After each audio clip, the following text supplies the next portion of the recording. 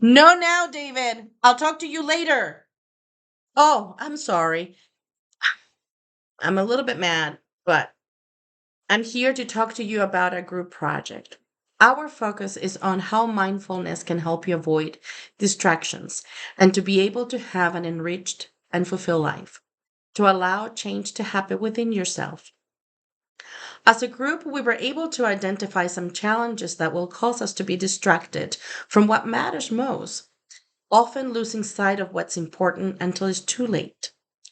Our phones, our wandering minds, procrastination, and communicating mindfully when mad are things that can cause us to be distracted.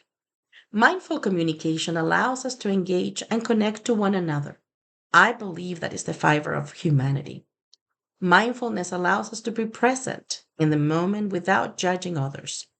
We can accept and be in touch with our thoughts and feelings. We can be one with the emotion, be still with it.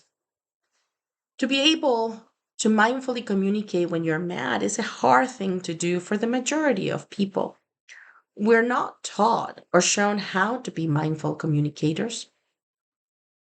If you can think back to a moment that you were mad at someone and you could not think straight, your mind was wandering and creating all kinds of stories in your head. So many assumptions. Everything that was wrong was happening to you, and you were going to get even. This is a distraction from everything that matters. It causes terrible conflicts. Families are broken because they do not know how to communicate without being defensive, judging each other. People are not able to let go of anger. Mindfulness will allow you to take a moment, breathe, think, and accept the other person without judgment. It will allow you to find common ground.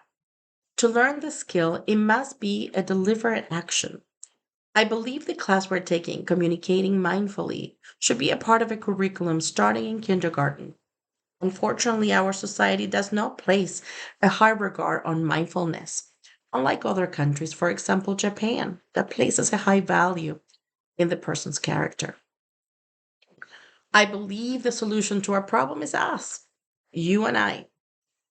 Each and every one of us has the responsibility now that we have taken this class to be mindful and to work every day in our growth and acceptance of others.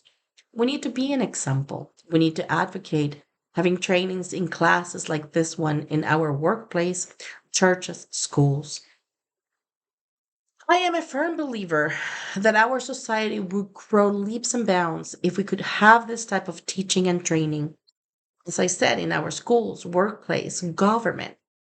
Think about the situation happening in the Middle East between Israel and Palestine now. What's happening in Russia and Ukraine?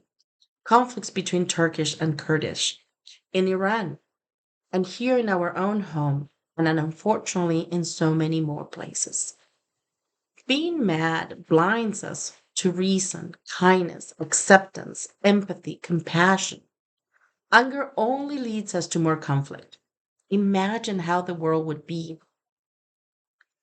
and the changes if every person in the world would learn how to communicate mindfully. In conclusion, I ask you to remember what we have learned here today, how mindfulness can help you not be distracted. In order to learn to manage the challenges, you must seek to learn about yourself and allow the growth through all the stages. And at the end of the journey, you will have the tools. You will not have a problem to put your phone down and be present with your family. Your mind will stop wandering and you will be able to connect and engage.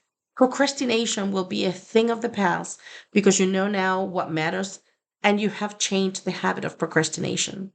You will mindfully communicate when mad, and the anger will dissipate because you know it is not about the emotion. It is looking beyond the situation and to be able to listen without judgment, with kind and acceptance in our heart. Tonight, I invite you to be the ambassador, and I wish you much success in continuing this journey of enlightenment. Invite everyone around you to be part of your journey as well. Thank you.